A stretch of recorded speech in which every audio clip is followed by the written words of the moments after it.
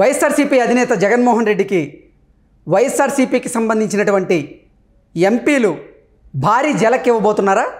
Sorry Jagan, మమ్మల్ని వదిలేయండి, మేము పోటీ చేయబోం అంటూ కూడా ఆ ఎంపీలు జగన్మోహన్ రెడ్డికి కరాఖండిగా తేల్చి చెప్పారా అంటే అవుననే సమాధానం ఇస్తున్నారు కొంతమంది రాజకీయ విశ్లేషకులు.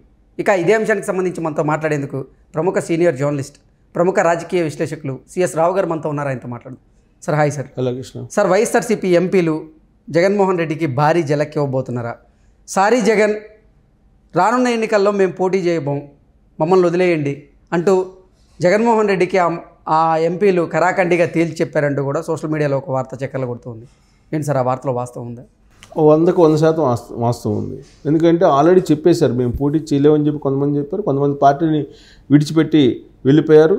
అసలు ఆల్రెడీ 25 మంది ఎంపీలు 22 మందిని గెలిపించుకున్నారు 2019లో. ఆ 2019లో గెలిపించుకున్న 22 మందిలో చాలామంది మళ్ళీ తిరిగి ఎంపీలుగా పోటీ చేయడానికి అయిష్టంగా ఉన్నారనేది గత కొంతకాలం నుంచి వినిపిస్తూ ఉంది. దానికి బలం చేకూరేలా ఇప్పుడు హిందూపురం సంబంధించిన ఎంపీ కానీ, లేదంటే కర్నూలుకు సంబంధించిన నంద్యాలకు సంబంధించిన ఎంపీ కానీ, వీళ్ళందరూ కూడా వెళ్ళిపోతున్నారు. మేము పోటీ చేయలేము, మాకు ఏదైనా కాన్స్టిట్యూన్సీ చూపిస్తే అసెంబ్లీ కాన్స్టిట్యూన్సీలో పోటీ చేస్తాం అనేటువంటి యాంగిల్ వాళ్ళు మాట్లాడుతారు. నర్సరావుపేట ఎంపీ వెళ్ళిపోయారు, ఇలా చెప్పుకుంటూ పోతే ఇప్పుడు వెళ్ళిపోయిన వాళ్ళు ఎవరు? మచిలీపట్నం బాలశౌరి జనసేన పార్టీలో చేరారు. జనసేన పార్టీలో చేరి ఆయన జనసేన తెలుగుదేశం పార్టీ కూటమి నుంచి మచిలీపట్నం నుంచి పోటీ చేయబోతున్నారు. ఇప్పుడు మచిలీపట్నానికి అభ్యర్థి ఎవరు? వైఎస్ఆర్ కాంగ్రెస్ పార్టీ కంటే ఇంతవరకు ఫైనల్ చేయలేనటువంటి పరిస్థితి. అసలు మచిలీపట్నానికి అభ్యర్థి ఉన్నారా లేదా తెలియనటువంటి సిచ్యువేషన్లో వైఎస్ఆర్ కాంగ్రెస్ పార్టీ ఉంది.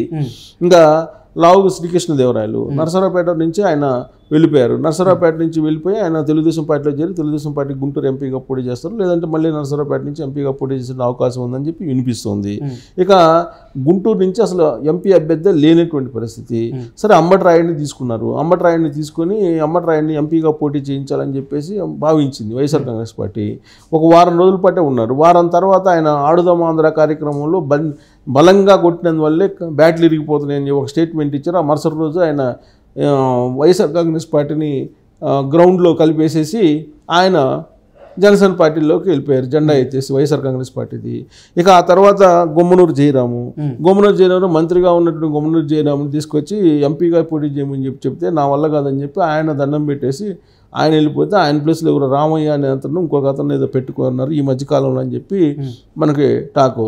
అసలు ఇప్పుడు జయరాం పరిస్థితి ఏంటి అనేది తెలియట్లేదు. గుమ్మనూరు జయరాం అసలు ఈసారి ఎన్నికల బరిలో ఉంటారా లేరా అనేది కూడా తెలియదు. ఆయన టీడీపీ వైపు చూస్తున్నారు, అందరూ టీడీపీ వైపు చూస్తున్నారు. అక్కడ టీడీపీలో ఖాళీ ఉండాలి కదా.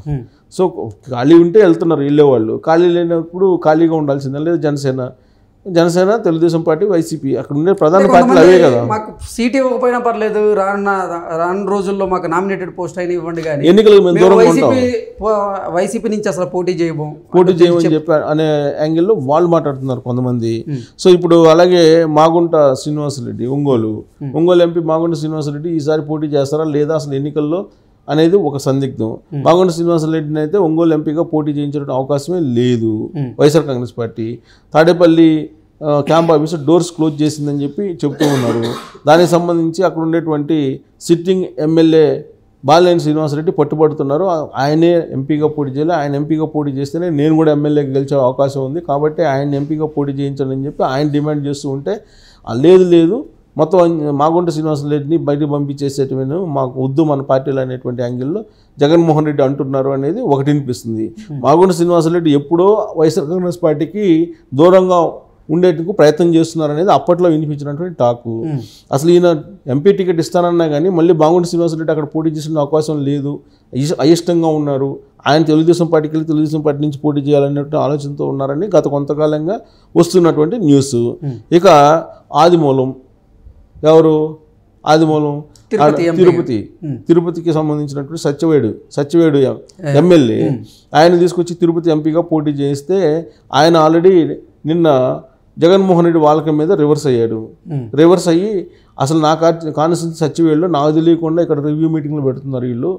అసలు సచివేడులో నా గ్రాఫ్ ఎందుకు తగ్గిపోయింది, సచివేడులో జరిగినటువంటి ఇసుకు సంబంధించిన కుంభకోణం కానీ, లేదంటే మైనింగ్కి సంబంధించిన కుంభకోణం కానీ మంత్రి పెద్దిరెడ్డి ఆయన కుమారుడు మిథున్ రెడ్డి కలిసి చేశారు, నా గ్రాఫ్ తగ్గడం ఏంటి, చేసిందంతా మీరు ఎడ్లు చేసి అని చెప్పి ఆయన ఆల్రెడీ నిన్నటి నుంచి ధ్వజమెత్తున్నారు.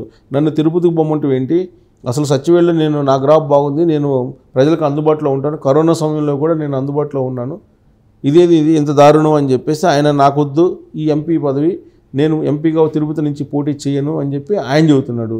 ఇంకొక వైపు సత్యవేడికి ఆయన గురుమూర్తిని తీసుకొచ్చారు, తిరుపతి ఎంపీగా ఉన్నటువంటి గురుమూర్తిని తీసుకొచ్చి సత్యవేడికి వేశారు. సో సత్యవేడి వేస్తే ఆయనేమో ఆయన పైన ఆయన చేసుకుంటూ ప్రచారం చేసుకుంటూ ఉంటే ఇక్కడ ఎమ్మెల్యేగా సిట్టింగ్ ఎమ్మెల్యేగా ఉన్నటువంటి ఆదిమూలంకి ఆయనకి గుర్రుగా ఉంది. ఈ నేపథ్యంలో అసలు నాకు తిరుపతి ఎంపీ వద్దు అని చెప్పి ఆయన అంటూ ఉన్నారు. సో టోటల్గా 25 ఎంపీ స్థానాలకు సంబంధించి 6 ఆల్రెడీ జెండాలు వేపేశారు. వైఎస్ఆర్ కాంగ్రెస్ పార్టీకి సంబంధించి ఒక దండం పెట్టేసి వాళ్ళు వెళ్ళిపోయారు. మిగిలినటువంటి కాన్స్టిట్యున్సీలో పరిస్థితి ఏంది అనేది ఇంతవరకు ఫైనల్ కాలేనటువంటి పరిస్థితుల్లో నెల్లూరు జిల్లా నుంచి అనిల్ కుమార్ యాదవ్ని తీసుకొచ్చి నరసరావుపేట ఇప్పిస్తానని చెప్పి ఒక అభిప్రాయం, ఒక ఆలోచనతోటి జగన్మోహన్ రెడ్డి ఉన్నారు. ఇంకొక వైపు ఏంటి, రోజాని తీసుకొచ్చి నగిరిలో పనికిరాదు, నగిరిలో గ్రాఫ్ బాగలేదు అని చెప్పేసి ఆ నగిరి కాన్స్టిట్యున్సీ నుంచి రోజాని తీసుకొచ్చి ఒంగోలు కాన్స్టిట్యున్సీకి వేయించాలనేటువంటి ఒక ఆలోచన చేస్తున్నారు. అసలు ఈ ఈక్వేషన్స్ ఇవన్నీ కూడా ఎవరు చెబుతున్నారు అంటే ఐపాక్ చెబుతుంది. ఐపాక్ ఇచ్చినటువంటి సర్వే, వాళ్ళు ఇచ్చినటువంటి గ్రాఫ్ ఆధారంగానే ఇవన్నీ మార్పులు చేర్పులు చేస్తున్నారని చెప్పేసి అంటూ ఉన్నారు. డైరెక్ట్గా అక్కడ ఉన్నటువంటి క్యాంప్ ఆఫీస్లో ఉన్న ధనుంజయ రెడ్డి కూడా ఆ గ్రాఫ్ను బట్టే వీళ్ళ పర్ఫార్మెన్స్ని అంచనా వేస్తున్నారు. రాబోయేటువంటి ఎన్నికల్లో ఎవరెవరు పోటీ చేయాలి, ఎవరు పోటీ నుంచి దూరంగా ఉండాలని నిర్ధారిస్తున్నారు అనేది కూడా వినిపిస్తుంది. ఇంకొక వైపు ఏంటంటే డేంజర్ ఇన్ఫర్మేషన్ ఏంటంటే జగన్మోహన్ రెడ్డికి బాలినేని శ్రీనివాసరెడ్డి ఏం చెప్పాడు, ఐపాక్ సంబంధించినటువంటి సర్వేలను మీరు నమ్మద్దు, ఐపాక్ సర్వేలు చేస్తున్నటువంటి వాళ్ళు మాకు ఫోన్లు చేసి డబ్బులు అడిగి డబ్బులు వసూలు చేసుకుంటున్నారు, ఎవరు డబ్బులు ఇస్తే వాళ్ళకు అనుకూలంగా ఆ సర్వేలని ఇస్తున్నారు అనేటువంటి విషయాన్ని కూడా బాలినేని శ్రీనివాసరెడ్డి చెప్పారు. బాలినేని శ్రీనివాసరెడ్డితో పాటు అనేక మంది ఆ ఐపాక్ సర్వేల గురించి చెప్పడం జరిగింది. సో ఐపాక్ సర్వేలు వీటిని నమ్ముకొని జగన్మోహన్ రెడ్డి పాలిటిక్స్ చేస్తున్నారంటే ఈ ఐపాక్ వాళ్ళు ఏమైనా ఇప్పుడు ఆయనకు వెన్నుపోటు పొడిచే అవకాశం ఉందా జగన్మోహన్ రెడ్డికి? దీని వెనక ఏమైనా జరుగుతుందా? ప్రశాంత్ కిషోర్ టీమే కదా ఇదంతా. సో ప్రశాంత్ కిషోర్ టీమే కాబట్టి ప్రశాంత్ కిషోర్ అక్కడేమో మోడీకి వ్యతిరేకమైనటువంటి పావులు కదుపుతున్నాడు ప్రశాంత్ కిషోర్. అలాంటి సమయంలో జగన్మోహన్ రెడ్డి ఏమో నరేంద్ర మోడీతో ఉన్నారు. సో జగన్మోహన్ రెడ్డిని దెబ్బతీయడానికి ప్రశాంత్ కిషోర్ పన్నుతున్నటువంటి వ్యూహాల్లో ఈ ఐపాక్ టీం ఏమన్నా జగన్మోహన్ రెడ్డికి వెన్నుపోటు పొడిచేలాగా ఈ సర్వేలు తయారు చేస్తున్నారా అనేటువంటి అనుమానం కూడా ఇప్పుడు వైఎస్ఆర్ కాంగ్రెస్ పార్టీలో ఉంది. కొంతమందిలో చర్చ కూడా జరుగుతూ ఉంది. ఎందుకనంటే ప్రశాంత్ కిషోర్ ఒకనొక సమయంలో జాతీయ మీడియాలో దాదాపు 2-3 నెలల క్రితం అనుకుంటా 2019లో జగన్మోహన్ రెడ్డికి మద్దతు ఇచ్చి రాజకీయ వ్యూహాలను అందించి నేను అనవసరంగా సీఎంగా చేశాను ఆయన్ని, ఆ రాష్ట్రం పరిస్థితి చూస్తుంటే జాలేస్తుంది అనేటువంటి వ్యాఖ్య కూడా ఆయన చేశారు.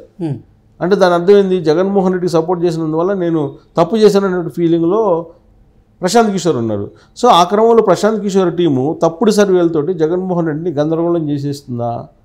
తప్పుడు సర్వేలు ఇచ్చేసి మొత్తం ఉన్న వాళ్ళందరినీ కూడా డిస్టర్బ్ చేసేసి ఆయనకు అసలు కనీసం 30-40 సీట్లు కూడా రాకుండా చేస్తుందా?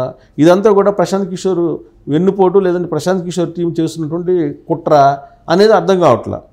సో మొత్తం మీద ఏంటంటే ఈ గందరగోళం మధ్యలో మీ సీటు వద్దు, మీ పార్టీ వద్దు, మీకు ఒక దండం అని చెప్పి జెండా బీకేసి వెళ్ళిపోతున్నటువంటి వాళ్ళ సంఖ్య నానాటికి వైఎస్ఆర్ కాంగ్రెస్ పార్టీలో పెరుగుతుంది.